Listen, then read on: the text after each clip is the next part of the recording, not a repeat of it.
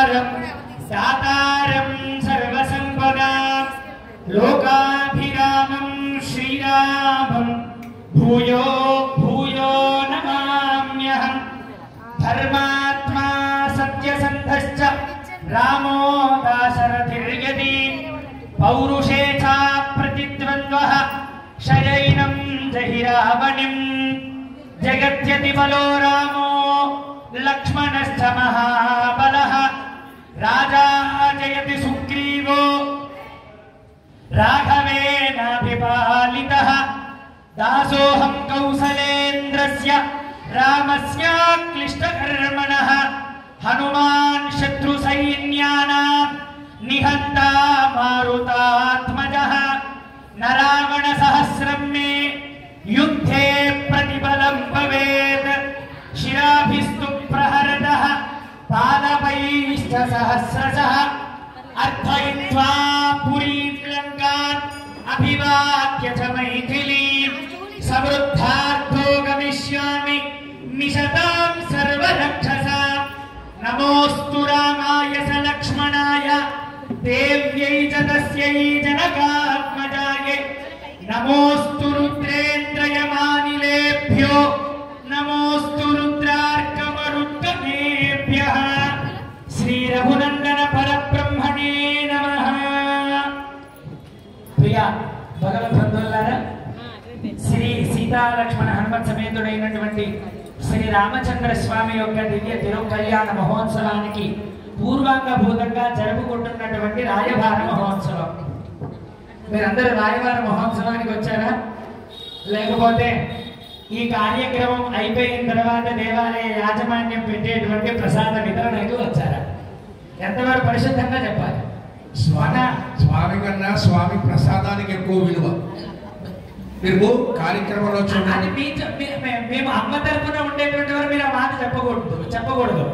ఎందుకంటే కదలి ఖర్జూరాది ఫలముల కన్నను రామనామం ఎంత గొప్పది అని మీరు చెప్పుకోవాలి. మీరు మాట్లాడకూడదు దయచేసి. తర్వాత మేము ఎందుకో మొన్న మూర్తి గారి దంపతుల్ని శ్రీదేవి గారిని అడిగాం, ఎందుకంటే మీ దేవాలయం ఎప్పుడు ఎందుకు అంత కలకలలాడుతుంది అని అంటే, ఏమో స్వామి మాకు ఎంతగా తెలీదు, మీరేమో స్వామి దయ అని అంటూ ఉన్నారు. తర్వాత మాకు నిన్న భోజనాన్ని మీకు పెట్టేటువంటి ప్రసాదాల దగ్గర నుంచి తీసుకొని వచ్చారు. అప్పుడు అర్థమైంది అనమాట మాకు, ఆహా మీ రహస్యం ఈ ప్రసాదంలో ఉన్నదా అని అర్థమైంది. మీరు కదడి ఖర్జూర ఫలాల కన్నా రామనామం చెప్పారు, మళ్ళీ మీ మాటలో నా మాటకు వచ్చారు. చూసారు మీరు కూడా ప్రసాద మహత్యానికి మీరు ఇక్కడ మాకు పెద్ద పీట వేశారు. ఆలయం కళకళలాడుతున్నది.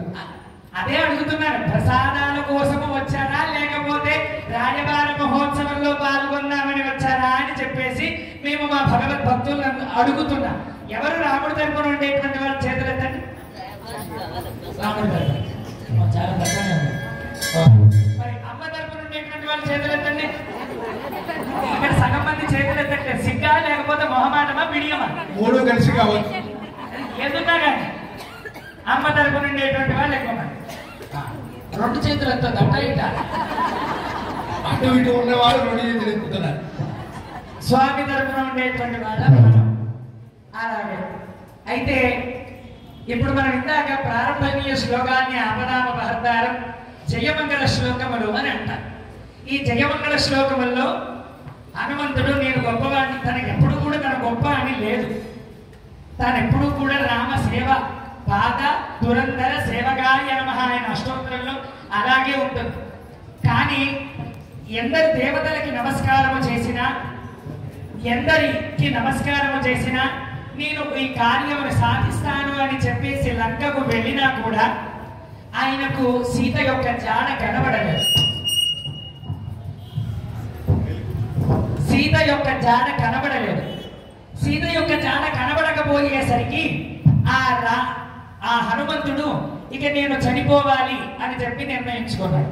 ఎందుకు చనిపోవాలి అని నిర్ణయించుకున్నాడు అని అంటే, ఇప్పుడు సుగ్రీవుడి ఆజ్ఞ ఏమైనా ఆజ్ఞ అది, ఫలానా తూర్పు దిక్కుకి వీళ్ళు వెళ్ళారు, దక్షిణం దిక్కుకి వీళ్ళు వెళ్ళారు, పశ్చిమం దిక్కుకు వీళ్ళు వెళ్ళారు, ఉత్తరం దిక్కుకు వీళ్ళు వెళ్ళారు. అన్ని దిక్కుల నుంచి అన్ని కూడా చూసేసి వచ్చి అందరూ వచ్చారు. కానీ దక్షిణం దిక్కుకు వెళ్ళినటువంటి హనుమంతుడు వారి యొక్క పుత్రుడు అయినటువంటి వీళ్ళంతా కూడా తిరిగి రాలేదు. అందరూ కూడా హనుమని సముద్రం దాటి వెళ్ళి రమ్మని పంపించారు. అప్పుడు ఎవరు ఆ జాంబవంతుడైనటువంటి వాడు ఎవరు వెళ్తారు సముద్రము దాటి?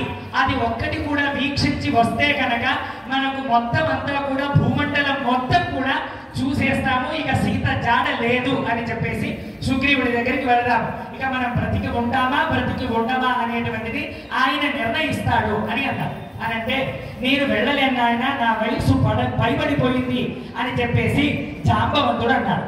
ఆ తర్వాత అంగదుడు ఎవరు? వాలి యొక్క కొడుకు.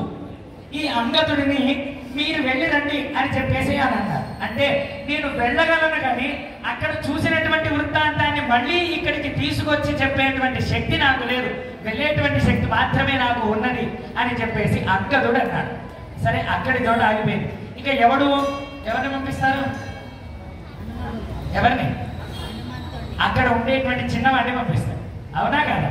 ఎవరైతే ఉన్నారో వారి మీద దోషగాలి మరి అంతా కూడా, అవునా కదా? అలాంటి వాడు దూరంగా ఎక్కడో కూర్చొని ఏమీ తెలియనటువంటి అమాయకుడిలాగా కూర్చున్నాడు హనుమంతుడు. ఆ హనుమంతుడి దగ్గరికి వెళ్ళి జాంబవంతుడు హనుమ, నీవు ఇప్పుడు లంకను చూసి రావాలి అని అన్నాడు.